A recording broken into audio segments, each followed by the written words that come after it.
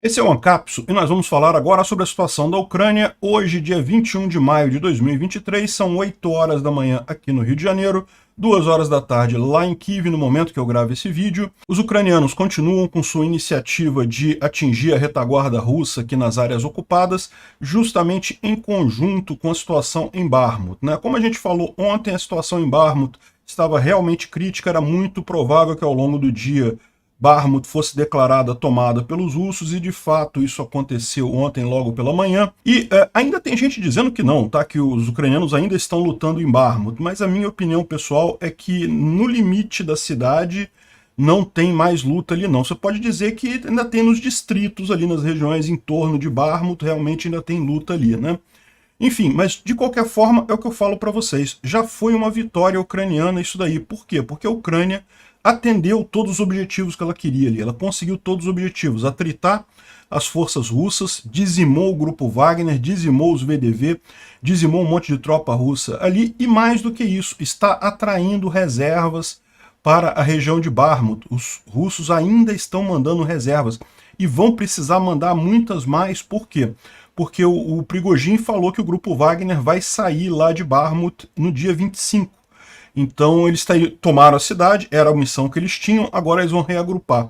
E tem gente dizendo que eles não vão voltar para essa batalha mais, que eles foram tão dizimados pelos ucranianos em Bakhmut que vão voltar para a África e não vão nem mais participar dessa iniciativa aqui, né?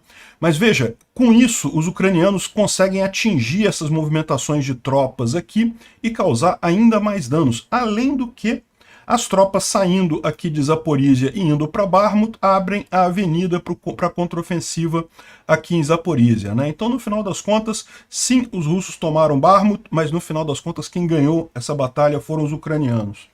Essa noite, depois de muito tempo, foi uma noite tranquila em Kiev, não teve bombardeio, e muitos estão dizendo que isso foi, em grande parte, devido àqueles trens descarrilados aqui na Crimeia, porque justamente isso interrompeu o suprimento de mísseis Calibre para a força naval russa, aqui para a frota russa no Mar Negro, né? É possível que isso tenha um componente sim, ou então também, a gente já mencionou isso, os estoques russos de mísseis não são tão grandes assim. A Rússia aparentemente continua conseguindo fabricar mísseis, o que é uma má notícia. Não deveriam ter essa capacidade, mas conseguem os eletrônicos de alguma forma. De qualquer forma, a capacidade deles de produção é pequena. Eles não conseguiriam manter o nível de ataque que estavam fazendo por muito mais tempo, né? Bem, também tem algumas informações de avanços aqui na região de Zaporizhia, a gente vai falar sobre isso em detalhes depois. Na questão da Geórgia, que restabeleceu voos com Moscou, olha, deu uma confusão lá, tá um protesto enorme ali, vamos esclarecer esse negócio. Parece que a filha do Lavrov foi uma das primeiras passageiras nesse voo, porque ela ia num casamento de um parente lá na Geórgia e coisa e tal. Tiveram que cancelar o casamento do ricaço lá, que era amigo da filha do Lavrov, devido aos protestos populares que praticamente pararam todo o país. E agora tá a grande discussão lá. A filha do Lavrov tá num hotel, protegida pela polícia lá da Geórgia. Olha a confusão que esse pessoal arrumou, né? Se eles achavam que a Geórgia tinha voltado para a esfera de influência russa, eu acho que não voltou não, né? E também teve grandes protestos a favor da Europa e contra a Rússia aqui em Moldova ontem. Agora, é lógico, em termos diplomáticos, aí, em termos de geopolítica mundial, o grande assunto do dia foi o G7, o encontro do G7 lá em Hiroshima, né?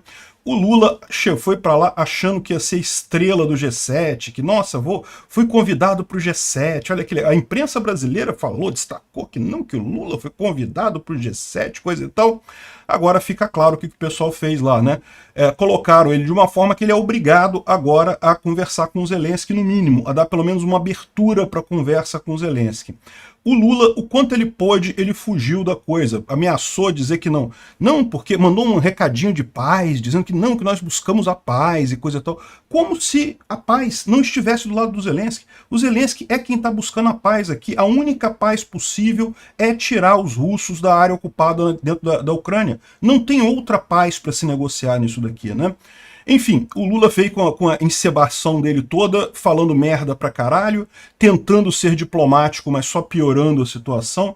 No final das contas, teve que ficar escondido no quarto do hotel, não se encontrou com praticamente ninguém nesse encontro do G7 e não teve alternativa. Agora, no final, na reunião que está tendo hoje, que é a reunião final, ele vai encontrar com o Zelensky. O mais curioso é o pessoal da imprensa brasileira dizendo assim, não, porque Lula aceitou se encontrar com o Zelensky na reunião final. Caralho, que mané aceitou, meu amigo? Você acha que o pessoal ia tirar o Zelensky se o Lula não aceitasse? Se o Lula não aceitasse, ele ia ficar no quarto do hotel dele, todo mundo ia fazer reunião com o Zelensky. Olha só, Indonésia chegou lá, é reticente, também estava nessa posição neutrógena aí de achar que não, que guerra, temos que fazer a paz, e Rússia é a mesma coisa que Estados Unidos, como se tivesse alguma lógica isso, ou seja, claramente apoiando a visão russa da coisa. A Indonésia, a Índia também, ambos já cederam, já tiveram encontro com os Zelensky, encontro mesmo, conversar. A Índia comprometeu a ajudar com esforço humanitário e com deminização, né, que é retirada de minas, né, tem muitas regiões na Ucrânia aqui que foram ocupadas pelos russos, estão cheias de minas, e o trabalho para tirar minas é realmente muito grande, né? Então, não se comprometeu a ajudar a Ucrânia diretamente no esforço de guerra, mas já é alguma coisa, né? Falta só o Brasil agora e tá o Lula lá todo fazendo biquinho. Por quê? Porque ele queria ser estrela do negócio e tá confinado agora, escondido num quarto do hotel, tendo que fazer birra, porque simplesmente ele não percebe o lugar dele na geopolítica mundial, né? É uma tristeza. É muita vergonha para nós brasileiros ter um presidente que é um corrupto, ladrão e, além disso, um idiota completo, né? Impressionante a capacidade de se associar à ditadura, de se associar a pessoas ruins, a toda a parte ditatorial do mundo. O Lula vai lá e beija os caras, não tem jeito. O que ele quer é o Putin, ele quer agradar o Putin por algum motivo que eu não consigo entender. A Rússia acabou, gente, a Rússia acabou. E fica o Lula querendo lamber o pau do Putin lá, realmente um absurdo isso. Bom, essas notícias, vamos ver essas e outras notícias em detalhes. Essas notícias foram sugeridas por Que Saudade do Peter de Sunguinha, Sommelier de Miojo de Picanha e várias outras pessoas. Obrigado aí ao pessoal que sugeriu a notícia. Obrigado a você que está assistindo o nosso vídeo. Se você gosta do nosso conteúdo, por favor, deixe o seu like e se inscreva aqui no canal, né? Pois bem, teve mais descarrilamento de trem lá na Rússia. Dessa vez aqui foi entre Kueng e Pskov. Isso aqui é meio longe, tá? Isso aqui é na Transbaikal. Transbaikal é bem para cá, né? O Lago Baikal é aqui, ó, esse lago aqui, ó. Então é bem longe da Ucrânia isso, mas de qualquer forma, mais uma ajuda para a Ucrânia. Quanto menos ferrovias operacionais os russos tiverem, melhor nessa história. Também teve uma explosão no distrito de Shebekino. Essa daqui não, essa daqui pode ter sido coisa dos ucranianos mesmo. Olha só, Shebekino fica bem aqui próximo a Belgorod. Aqui, ó, Shebekino. Essa cidadezinha aqui, logo em cima da fronteira, aqui próximo de Kharkiv, próximo de Belgorod. E teve uma explosão muito grande, uma explosão, um incêndio lá reportado ali. Se você olhar aqui essa outra imagem da explosão ali em Shebekino, realmente foi algo significativo, né? A impressão que dá é que os ucranianos atingiram, tá vendo aqui, tem munição explodindo, tem explosões secundárias. A impressão que dá é que os ucranianos atingiram algum depósito de munição russo ali, né? E essa cidade aqui, como ela é pertinho da fronteira aqui, isso não necessariamente usou HIMARS ou Storm Shadow, nada disso. Provavelmente usou artilharia normal. Vocês lembram, os ucranianos têm um acordo com o Ocidente, com a OTAN e com os Estados Unidos, de não usar, por exemplo, o HIMARS em território russo, mas nessa cidade aqui, que é pertinho da fronteira, dá para usar artilharia normal. Certamente foi um trabalho bem feito aqui, né? E não foi o único, né? Na retaguarda russa também, aqui na região de Berdiansk, o vilarejo de Osipenko. Então, Berdiansk fica aqui ao sul. Osipenko é esse lugar aqui, ó, olha só, esse vilarejo aqui. Vocês estão vendo aqui que tem uma outra explosão aqui, né? Essa aqui é outra explosão. Além dessa explosão aqui, teve aqui também em Osipenko, né? Essa primeira aqui foi justamente em Osipenko, uma grande explosão aqui também. Os ucranianos conseguiram atingir alguma coisa. E também em Novopetrivka teve outra grande explosão também. Novopetrivka Novopetrivka aqui, então tivemos uma aqui, tivemos outra aqui, e essa aqui ainda é uma terceira que a gente vai ver daqui a pouquinho, ou seja, várias grandes explosões aqui em Berdiansk, né? Mas essa maior aqui, ó, foi isso daqui, ó. Aqui os ucranianos atingiram a cidade de Berdiansk em si, na região do aeroporto. Então essa aqui é a explosão que eles estão mostrando aqui. Então, se você contar, houve 3 explosões em Berdiansk, 3 grandes ataques ontem no aeroporto, foi o maior deles, e também aqui em Novopetrivka e Osipenko, né? E por que os ucranianos estão atingindo tanto essa região aqui, a gente já explicou para vocês, né? Porque os russos estão tirando tropas, tirando reforços aqui dessa região para mandar aqui para Bakhmut, para proteger a cidade de Bakhmut e para segurar os flancos que estão sendo dizimados pelos ucranianos. Eles fazem esse movimento aqui, e aí os ucranianos estão aproveitando que nesse momento que você vê esse pessoal se movimentando, é muito fácil identificar esse movimento e fazer esses ataques, né? Esses ataques em Berdiansk são a mais de 90 quilômetros da posição ucraniana, e tudo indica que no final das contas deve ter sido mesmo um Storm Shadow, né? Os russos estão dizendo que interceptaram 6 Storm Shadow de 7, e só um atingiu o alvo lá, né? A gente não sabe, mas que alguma coisa atingiu sem dúvida alguma, né? O pessoal está colocando aqui, né? Ou seja, de 6 decoys e um Storm Shadow, 6 decoys foram atingidos, né? Decoys são mísseis falsos, os ucranianos têm usado isso. Eles têm mandado mísseis falsos para ativar a defesa antiaérea russa, e aí depois eles mandam os mísseis de verdade, né? Interceptaram com o quê? Interceptaram com as bases, né? O míssil estava ali, e a base foi lá e pum, bateu no míssil assim, né? Exatamente isso. Também teve locais atingidos em Tokmak, né? Tokmak aqui é um pouco mais ao norte, está aqui já a nuvenzinha aqui. Tokmak, vocês sabem, é uma cidade muito estratégica para os ucranianos, tudo indica que vai ser uma das primeiras a serem visadas pelos ucranianos aqui nessa contraofensiva, embora a gente não tenha nenhuma informação quanto a isso, né? Outra coisa que eles dizem aqui é que depois do ataque, esse ataque em Tokmak, a cidade de Tokmak, na região de Zaporizhia, está sem energia elétrica. Foi noticiado pela RIA Novosti ontem. Então, esse ataque aqui, seja lá o que for que eles atingiram, não dá para ver muito bem aqui o que foi atingido, foi alguma coisa na cidade, mas seja lá o que for que eles atingiram, acabou com a eletricidade lá em Tokmak, né?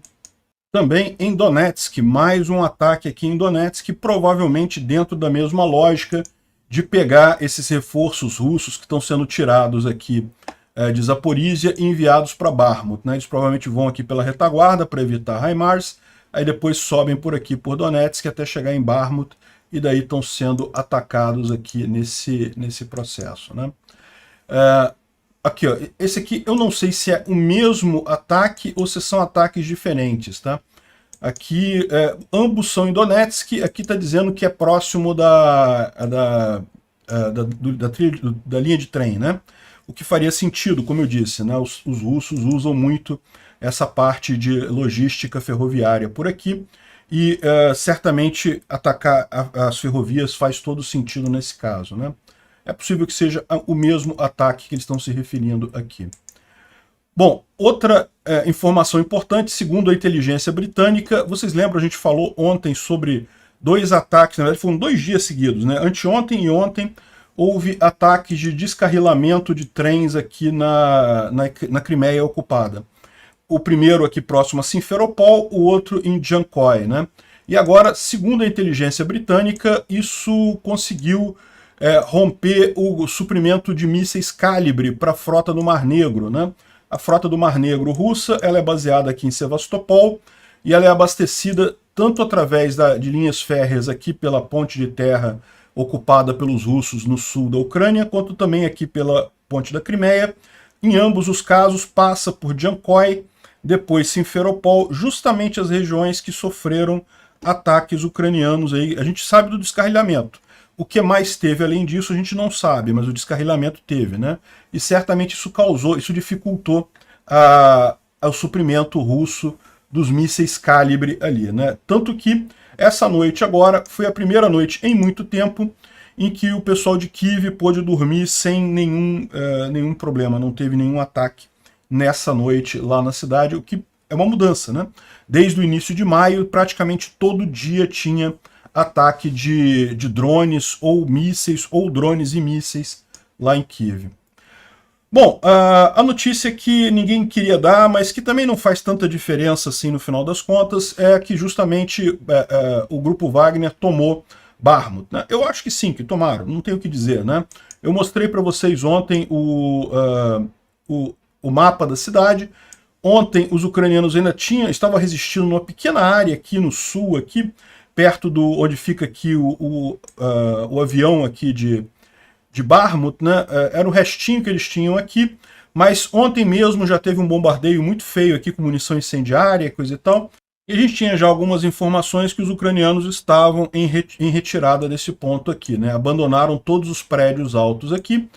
Bom, agora a verdade é a seguinte, o que teve nesse pronunciamento do grupo Wagner? O Prigozhin falou que tomou a cidade, como prometido para o Putin, e que agora iria fazer um reagrupamento na retaguarda. Dia 25 de maio, então hoje é dia 21, daqui a 4 dias, ele iria se retirar de Bakhmut, deixar a cidade por conta do exército russo, porque ele precisa reagrupar as tropas dele, se preparar e coisa e tal. E, bom, a gente já estava falando sobre isso, parece que o Prigozhin quer, na verdade, sair totalmente da Ucrânia. Não sabemos se o exército russo vai deixar o Prigozhin sair lá da cidade, porque, na verdade, essa era a questão toda, né? O grupo Wagner já queria sair de lá há muito tempo, eles já perderam tanta gente, já estavam tão dizimados ali que já estavam querendo abandonar há bastante tempo. Só que o exército russo falou que se sair seriam considerados desertores e, portanto, seriam mortos, né? Enfim, não sabemos como é que vai acontecer isso daqui, mas de qualquer forma o ponto importante de se notar aqui é o seguinte: embora os russos tenham tomado a cidade, e eu vou mostrar daqui a pouco que tem gente dizendo que não tomaram não, mas vamos falar sobre isso daqui a pouco. Mesmo que os russos tenham tomado a cidade, a vitória é ucraniana nesse caso. Por quê? Porque, de novo, nunca foi sobre manter o território de Bakhmut. Bakhmut é totalmente irrisória em termos de estratégia, no final das contas. O que era importante para os ucranianos aqui era justamente atritar as tropas russas, reduzir a capacidade delas, e isso funcionou muito bem, funcionou tão bem que o grupo Wagner praticamente deixou de existir, era uma força muito forte, eles foram uns dos grandes responsáveis pela perda de Severodonetsk e Lysychansk lá no ano passado. Agora conseguiram tomar Bakhmut, mas agora não tem capacidade de fazer mais nada. Vão se retirar da guerra, né, e provavelmente para sempre. Além disso, forçaram o exército russo a mandar um monte de reforços para Bakhmut. Ou seja, isso está sendo lindo de ver. Por quê? Porque os russos estão privilegiando Bakhmut, que não tem estratégia, não tem significado estratégico nenhum, e estão desabastecendo a região de Zaporizhia, que por sua vez tem um significado estratégico muito importante, né? No final das contas, a estratégia ucraniana foi a vencedora nessa guerra e vai continuar agora, né? Muita gente está falando assim, não, agora que os russos tomaram Bakhmut, agora eles vão tomar o resto todo, vão tomar Chasiv Yar e coisa e tal, e não vão não. Se você olhar qual é a topografia aqui da região, Bakhmut fica num lugar mais baixo, onde passa o rio aqui. Chasiv Yar fica bem mais alto, é muito mais difícil para os russos conseguirem avançar aqui. Além disso, os ucranianos estão já com a pressão aqui nos flancos, já avançaram bastante. A gente está falando para vocês isso, né? Klishivka já está sendo atacada pelos ucranianos. Kurdyumivka, que olha só, Kurdyumivka foi bombardeada pelos russos hoje, de novo. Ou seja, mostra que já tem uma presença ucraniana significativa aqui, né? E também aqui no norte, muita coisa. Então, Bakhmut não vai ajudar em nada os russos no final das contas, e eles estão caindo nessa armadilha direitinho como esperado pelos ucranianos. Muito bom no final das contas. Agora, olha só, a Lulia Mendel, que é Relações Públicas do governo ucraniano, falou que a situação em Bakhmut ainda é de briga muito intensa na cidade, a situação é crítica, mas as tropas ainda estão mantendo a defesa na área do avião, né? E os defensores ainda controlam certas partes industriais e infraestrutura e na área do setor privado.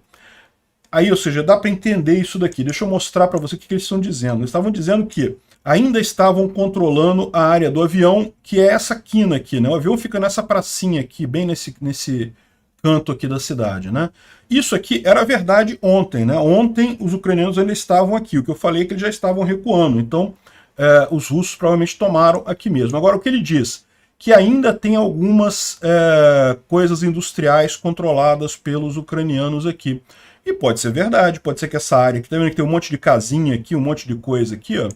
Isso daqui a gente não sabe se os russos já tomaram. A gente sabe com certeza que Kromov ainda está na mão dos ucranianos. Então isso aqui e provavelmente essa área aqui ainda está na mão dos ucranianos. Então assim, dizer que os russos tomaram 100% de Bakhmut é pouco provável. Agora, é aquilo que eu falava para vocês. O último resquício muito defensável da cidade era aqui. Eram esses prédios aqui nessa citadela aqui. Aqui também tem alguns prédios altos que os ucranianos estavam defendendo aqui.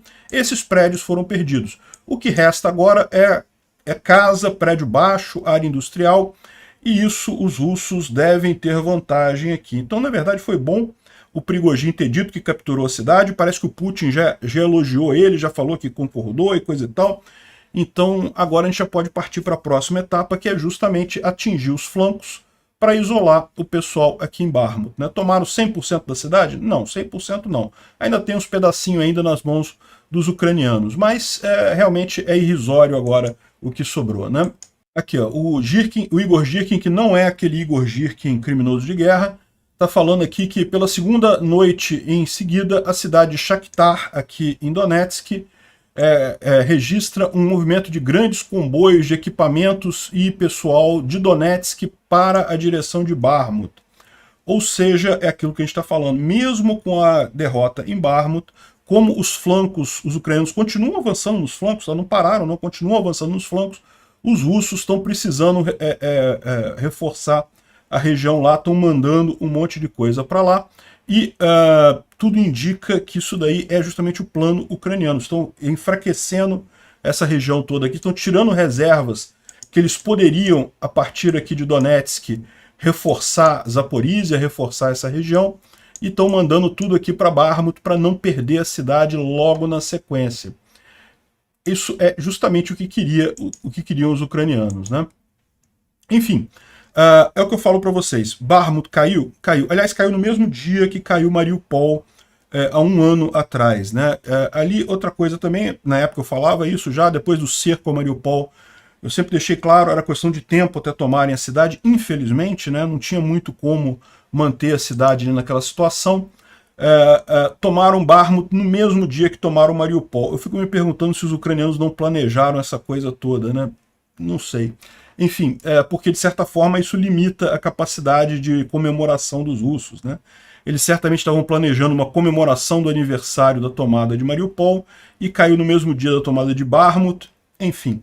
E eu já falei para vocês também que eu também tenho uma pulga atrás da orelha se os ucranianos, na verdade, não aceitaram o plano do grupo Wagner de ceder Bakhmut em troca dos centros de comando, porque faz bastante sentido, no final das contas, trazer o grupo Wagner. O grupo Wagner está quase que ajudando os ucranianos já, né? Por que não usar essa briga entre o Wagner e o Ministério da Defesa russo para isso, né? Enfim, o fato é que os russos estão muito engraçados tentando comemorar uma cidade que, na verdade, é a 8ª maior cidade do Oblast de Donetsk, ou seja, é uma cidade pequena, 70 mil habitantes, e comemorando como se fosse não sei o que lá, né? Em outubro de 2022, mais de 6 meses atrás, o Elon Musk, sacaneando o Medvedev, perguntou assim, e a propósito, como é que tá indo a coisa em Bakhmut, né? Ou seja, né, sacaneando o Medvedev, porque os russos não tinham que responder naquela época, né? Naquela época eles já estavam dizendo que estavam tomando Bakhmut, coisa e tal, e não conseguiam tomar Bakhmut, na verdade. Aí agora, 30 segundos depois, né, a 30 segundos agora, o Medvedev responde, né? Você perguntou sobre Bakhmut, venha ver por você mesmo e coisa e tal. Eu vou te falar um negócio, devia estar doendo dentro dele esse tweet do Elon Musk, né? O cara entronizou o negócio ali na cabeça. Não, eu tenho que responder aquele Twitter. No dia que a gente tomar Bakhmut, eu vou responder aquele Twitter, né? Mas, porra, ele não percebe o quão ridículo que ficou responder isso 6 meses depois, porra. Caramba, que ridículo isso. Aí tá o pessoal aqui, olha só. o Simplicius the Thinker, nossa senhora, que coisa importante, né?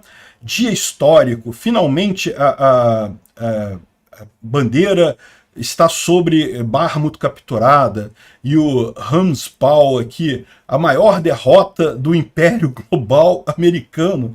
Caraca, uma cidade de 70 mil habitantes, a 8ª maior cidade do Oblast de Donetsk. Olha só, ainda tem Sloviansk, tem Kramatorsk, tem um monte de cidade ainda que eles não tomaram ainda ali naquele negócio. Bakhmut é totalmente irrelevante em termos estratégicos, os caras comemorando como se fosse, não, porque agora tomamos Bakhmut e coisa e tal, Berlim cai logo em seguida, e vamos estar em Paris em 2 meses, e não sei o que lá. Vou te falar um negócio. Deixa o Sussete comemorar, né? Aqui, o Euromaidan Press deu um print aqui no vídeo do Reporting from Ukraine, né? Dá para ver claramente aqui, né? Porque é exatamente o que estava no canal dele, mostrando a lógica que está acontecendo, né? Os russos estão tirando reservas daqui e mandando para Bakhmut, porque os ucranianos estão pressionando os flancos lá, e enquanto isso os ucranianos estão aproveitando para destruir esse pessoal, para atrasar essa galera aqui, para derrubar, prejudicar a logística deles e matar o máximo de russos antes até deles chegarem lá, né? Então tá tudo de acordo com o planejado. E o detalhe que eu acho muito importante lembrar sempre, que mesmo esse avanço nos flancos aqui em Bakhmut não está usando as brigadas novas montadas para a contraofensiva, tá? Tudo que está sendo feito aqui em Bakhmut está sendo feito com o exército regular ucraniano. Além disso, tem um número que alguns falam que são 9, outros falam que são 30 novas brigadas que foram criadas para a contraofensiva, estão treinadas, estão na reserva e que vão ser usadas muito em breve. Isso não foi usado ainda. Os russos estão usando as reservas deles, os ucranianos não. E isso vai acabar fazendo toda a diferença quando começar a contraofensiva ucraniana, né? Bom, a gente teve essa informação aqui, ó, que as forças ucranianas destruíram 4 companhias de invasores russos na direção de Tavria. Isso foi reportado pelo brigadeiro Oleksandr Tarnivsky. Eu não sei exatamente em que isso daqui se encaixa, né? Tavria, para vocês terem uma ideia, é aqui no meio do caminho entre Vasilivka e Tokmak. É uma cidadezinha aqui, ó, Tavria. Tavria, essa cidadezinha aqui, né? E o curioso disso daqui, eu não sei se foi um ataque via HIMARS, se foi um ataque à distância, ou se os ucranianos já estão avançando aqui. O que está acontecendo a gente não sabe, mas eles estão mencionando essa destruição de 4 companhias russas nessa direção de Tavria, né? Como está aqui no mapa, ó, entre Vasilivka e Tokmak. Orihiv está na mão dos ucranianos, mas em tese a Kamiansk também está na mão dos ucranianos, mas a linha de frente está em algum ponto aqui no meio. Isso aqui está bem na retaguarda, no final das contas, né? Bem avançado ali. Bom, e olha só, o Defmon resolveu, depois desse tempo todo, fazer novamente a visão geral da linha de frente dele, né? A impressão que ficou para mim é que ele ficou chateado, porque ele era um dos críticos de se manter Bakhmut, né? Então ele está falando aqui que agora o que os ucranianos fizeram agora é o que ele achava que os ucranianos tinham que ter feito lá em fevereiro, que é abandonar Bakhmut, deixar os russos tomarem Bakhmut e focar nos flancos e coisa e tal.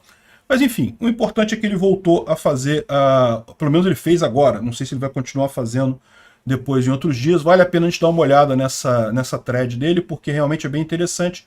Ele descreve aqui a situação. Um ponto que ele coloca aqui em questão de chuva, está prevista uma chuva grande nos próximos dias lá na Ucrânia, então isso pode ter impacto na contraofensiva ucraniana, pode atrasar mais uma vez a contraofensiva ucraniana. Essa chuva toda aqui pode gerar novamente lama ali na região, né? Mas veja, chuva agora não gera tanta lama quanto na estação da lama, né? Por quê? A estação da lama é assim porque a região fica 3, 4 meses do inverno acumulando neve. E aí, de repente, essa neve toda derrete. Então você está falando de juntar a precipitação de 3, 4 meses e aquela precipitação derreter, acontecer toda no mesmo período. Por isso que tem a estação da lama ali, né? Quando agora, Pode chover bastante, pode fazer alguma lama, é verdade, mas não vai ser tanta água. Por mais que seja uma precipitação grande, não tem como comparar isso com 4 meses de precipitação derretendo no mesmo momento, né? Então, ele dá uma revisada aqui da linha de frente. Aqui em Kupiansk, o amarelo era no início de maio, então dá para ver que os ucranianos avançaram alguma coisa aqui nessa direção aqui próximo a Kupiansk. Basicamente o resto da linha não teve nenhuma alteração. Aqui também na região de Svatov, Kriminá, nenhuma mudança significativa, alguns deslocamentos aqui, alguns contra os ucranianos, outros a favor, mas nenhuma coisa significativa no final das contas. Aí ele fala aqui em Avdiivka, né, que teve algum avanço durante os meses de março e abril. Os ucranianos perderam Krasnohorivka e Kamianka, né, essas duas cidadezinhas aqui. Isso realmente aconteceu, mas aquele negócio, né, os russos vieram aqui com a tendência de fechar o cerco Avdiivka. E Avdiivka, ao contrário de Bakhmut, é sim uma cidade estratégica, como eu expliquei para vocês. Por que ela é estratégica? Porque Donetsk fica logo aqui embaixo. Hoje os ucranianos conseguem atingir Donetsk com artilharia simples, porque eles têm Avdiivka. Se os russos tomam essa cidade, eles abrem uma linha de frente grande aqui, abrem um espaço grande aqui, e isso tornaria mais complicado para os ucranianos atingirem Donetsk, que é um grande hub logístico russo ali na região. Então a Avdiivka é muito importante e, de fato, os russos tentaram cercar a cidade e não conseguiram, né? Aqui em Marinka também não teve nenhuma grande alteração, dá para ver que as linhas aqui, essa linha amarela aqui seria equivalente da linha azul, tá? Seria a linha azul em início de março. Então, assim, teve alguma coisa que foi deslocada para cá, mas nada significativo no final das contas. Na região aqui de Vuhledar, de novo, nenhuma mudança, e aqui também teve até avanço ucraniano, né? Em Novoselivka, Novosilka, aqui teve um avanço aqui ucraniano chegando na cidade de Novodonetsk. A linha de frente estava aqui em março e chegou agora em Novodonetsk aqui, né? Teve mais alguma alteração aqui em Marovpil, também parece que os ucranianos tomaram a cidade, então avançou um pouquinho a linha aqui, mas também nada muito significativo, né? E aqui de novo a gente consegue ver também a mesma coisa, basicamente nenhuma mudança. Teve aqui alguns casos em que também foi para trás, né? Ou seja, os ucranianos perderam um pouco de espaço, mas de novo nada que fosse significativo aqui, né?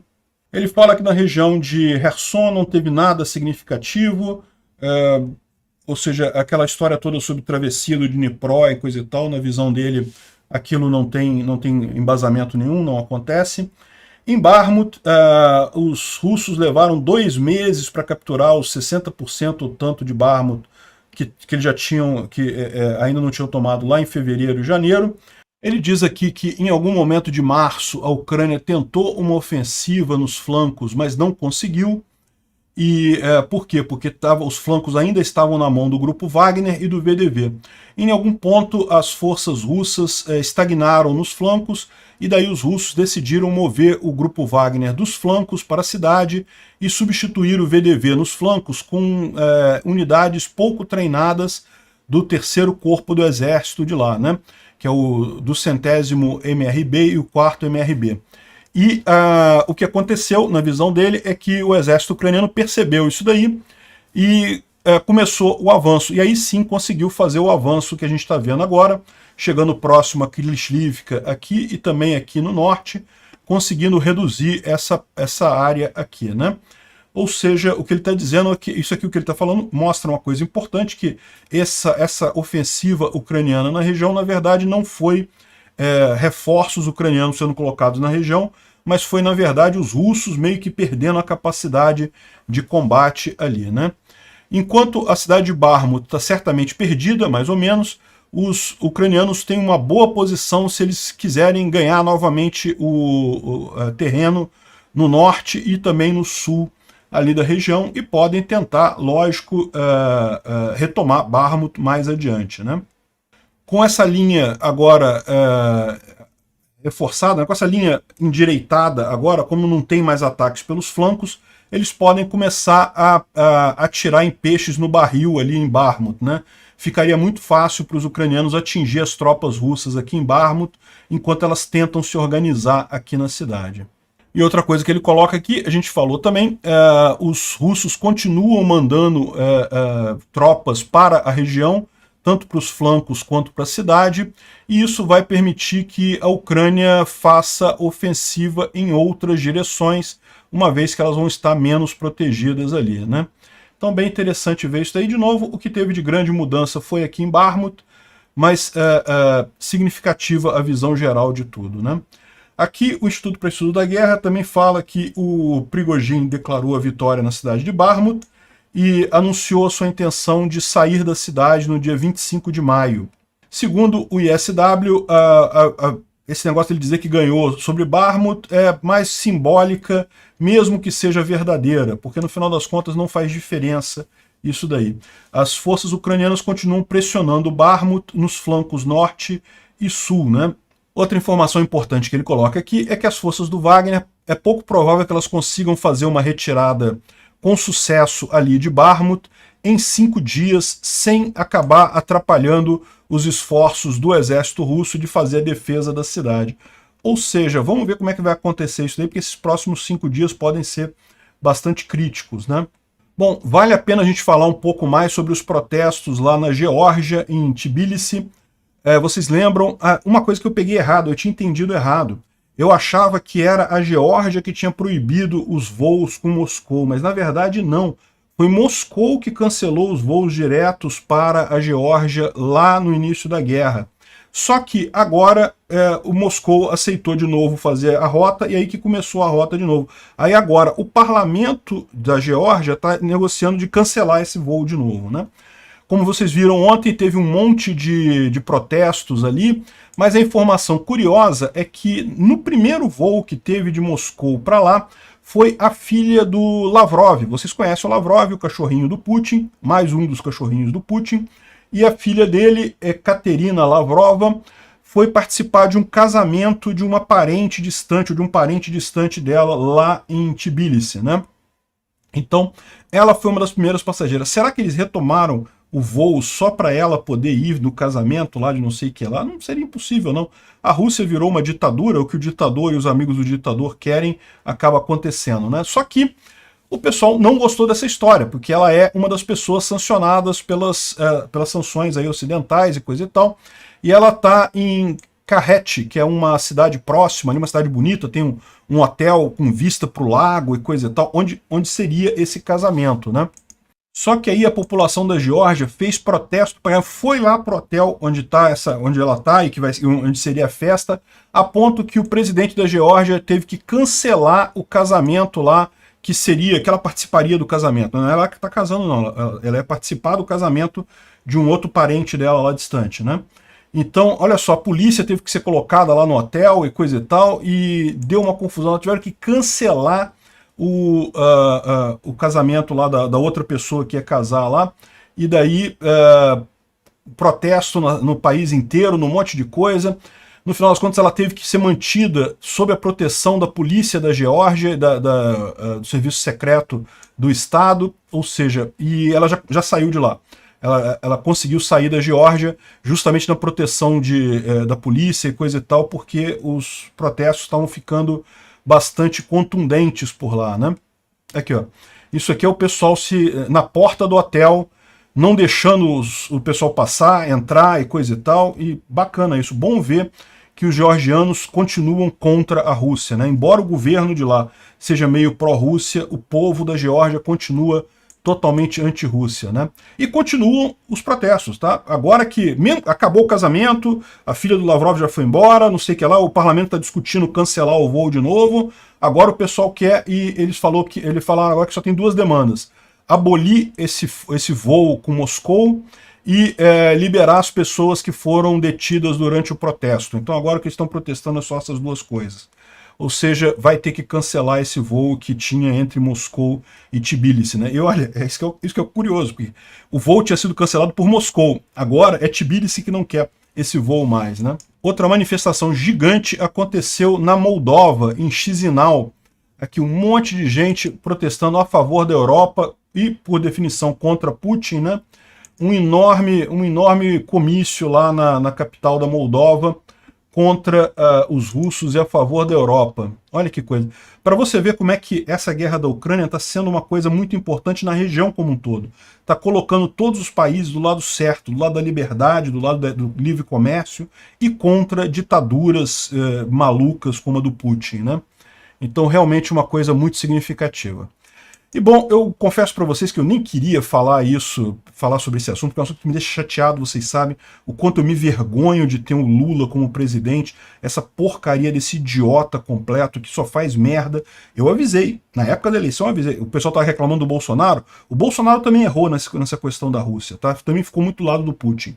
Não pode, essa questão é uma questão ética absurdamente clara. A Rússia está 100% errada, a Ucrânia está 100% certo, não tem nada de errado na posição ucraniana. Eles foram invadidos e tudo que eles querem é que o invasor saia do território deles.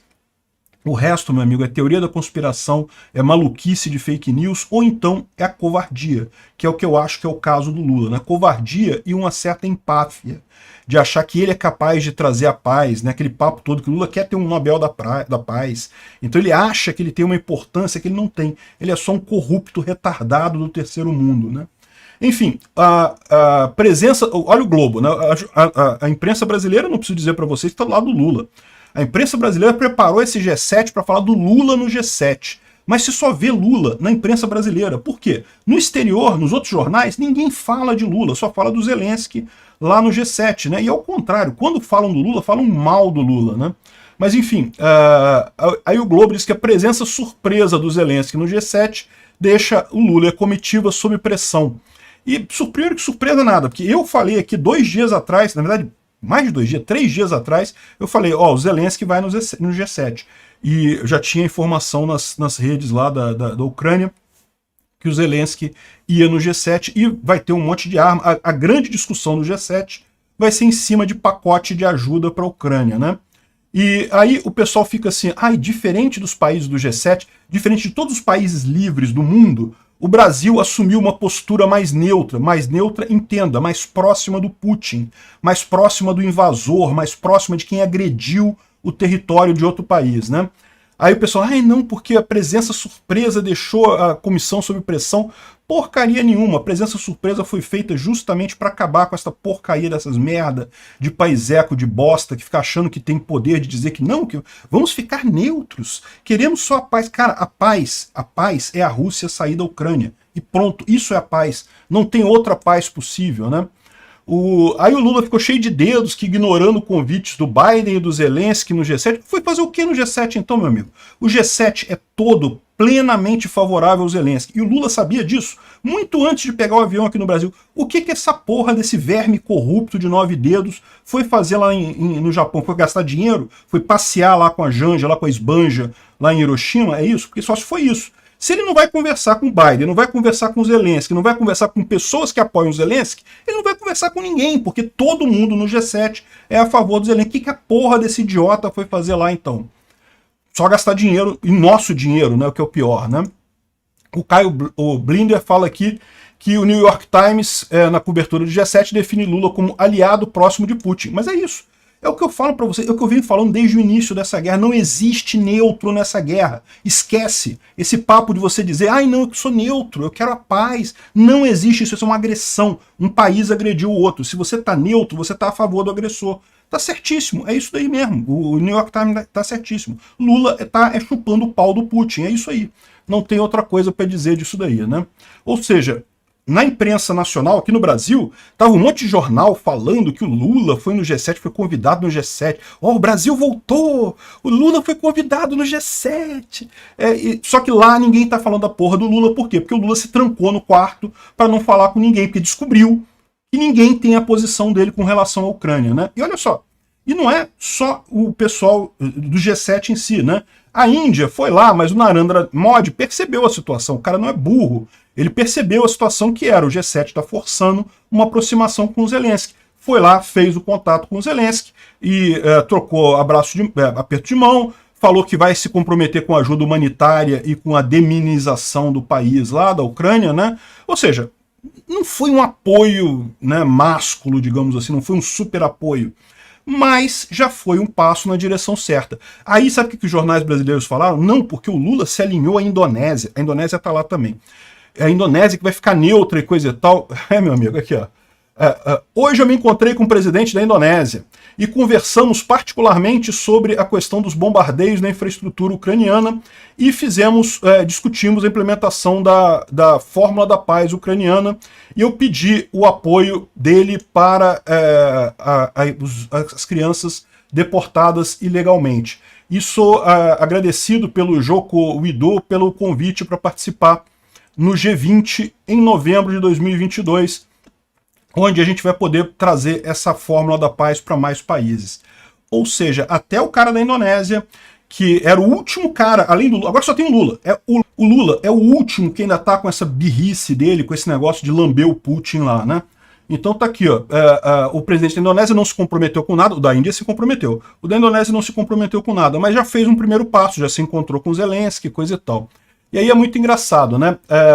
O Lula discutiu a guerra da Ucrânia com os outros países no G7, mas não com o Zelensky. Olha só que coisa idiota. O cara vai lá no G7, com todo mundo lá, inclusive o Zelensky, os aliados do Zelensky, e ele discute com os outros, não discute com o Zelensky. Que idiota é esse cara que acha que isso vai dar Nobel da Paz pra ele? Ele tá atrapalhando, ele tá fazendo merda. Ele não tá ajudando em nada, cara. Que coisa de idiota, porra. Puta que pariu. Pelo menos assume de uma vez que é comunista, que gosta de ditadura, que, né? Aí fica nesse papo, ai não, cartinha da democracia e não sei o que lá. Puta que pariu. Aí o Celso Amorim, olha só, essa é muito boa. Existe uma tendência de que Lula faça uma reunião com Zelensky.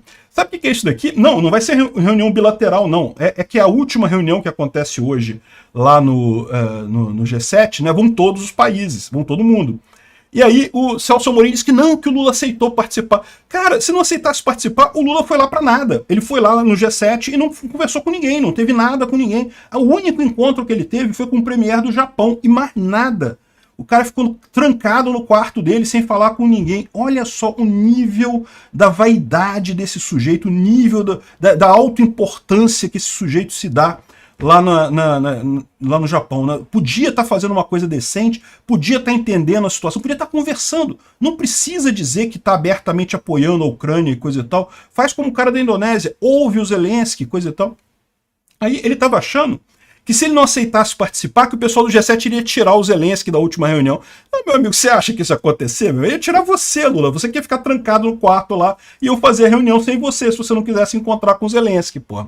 Aí no final o cara foi lá, essa aqui foi a reunião que aconteceu hoje cedo, todos os líderes cumprimentaram o presidente ucraniano, o Lula ficou sentado, não foi cumprimentar ele. É isso daí, é isso que o Brasil se resumiu. A um babaca, idiota, presunçoso, que acha que a fórmula da paz dele existe em algum lugar diferente da cabeça dele. O Zelensky olhando para o Lula não querendo ir lá, o Narendra Modi foi lá cumprimentar ele, a Índia, e o Lula lá isolado num canto, quieto, sem falar nada. Eu vou te falar um negócio, é muita vergonha isso, cara, puta que pariu, bicho. E ainda lançou uma notinha agora, olha só a notinha que o Lula falou aqui, ó. A cada dia que os combates prosseguem, aumenta o sofrimento humano, a perda de vida. É isso! Então, porra, todo mundo quer a paz. É só a Rússia sair da Ucrânia. É a Rússia que tem a chave da paz. É a Rússia que tem que sair da Ucrânia e acaba tudo. Pronto. É simples assim. É um país agressor, um país que está agredindo, que está fazendo essa coisa toda que você está falando aqui. Só faltou você dizer que a culpa disso tudo é do Putin, é da Rússia. Não tem nada de culpa da Ucrânia. A Ucrânia está fazendo certo. Ela está se defendendo, né? Eu respondi aqui para ele, inclusive, nesse troço aqui, mas enfim. Mas vamos ao que interessa. O Lula é uma nulidade que não serve para nada, só para a gente passar vergonha. Só. É o único motivo do Lula é fazer o Brasil passar vergonha no final das contas. Então aqui tem o comunicado final do G7, em que os líderes condenam a agressão russa e a violação seríssima da lei internacional. Então já teve aqui esse comunicado aqui não foi assinado pelo Brasil, foi assinado só pelos líderes do G7, e aí todos eles plenamente a favor da Ucrânia, coisa e tal. O Lula parece que assinou um outro que muito levemente contra a Rússia, tipo assim, ai não, Putin, bate menos, Putin, alguma coisa do gênero, né? Porque é a única coisa que o idiota do Lula é capaz de pensar. Mas De coisa concreta desse G7, tem a formação da colisão para a aviação, incluindo Bélgica, Dinamarca, Holanda, Estados Unidos, França, Inglaterra e Portugal. Parabéns aos amigos portugueses. Portugal colocou o nome lá, vai ajudar aí nas defesas, na preparação para 70 F-16 ao longo do próximo ano. Os primeiros, entre 12 e 18 aviões, devem ser recebidos no outono desse ano e o restante ao longo de mais um ano, né? Ou seja, esses países vão treinar os pilotos ucranianos num primeiro momento e vão se cotizar para enviar os aviões. Alguns têm aviões para mandar já, outros vão comprar, enfim, aí é outra forma de arrumar isso daí, né? Mas o importante é o apoio, isso é o mais importante de tudo, né? E além disso, foi também comunicado mais um pacote de apoio militar à Ucrânia, lá no G7, mais munição para HIMARS, artilharia, mísseis STOL, Javelin, enfim, um monte de coisa aqui também foi enviada, foi definida como mais um pacote de ajuda para a Ucrânia no G7. Isso aqui é o que importa. O resto, as firulas do Lula, o Lula se fazendo de chateadinho, se trancando no quarto do hotel lá no G7, isso aí, meu amigo, a história não vai nem lembrar disso daí. Obrigado por assistir o vídeo até o final. Além de curtir, compartilhar e se inscrever no canal, considere se tornar patrocinador com valores a partir de R$ 1,99. Clique no botão Seja Membro abaixo para saber as condições e vantagens de patrocinar o canal. Mais informações sobre o nosso projeto, visite nossos sites indicados na tela.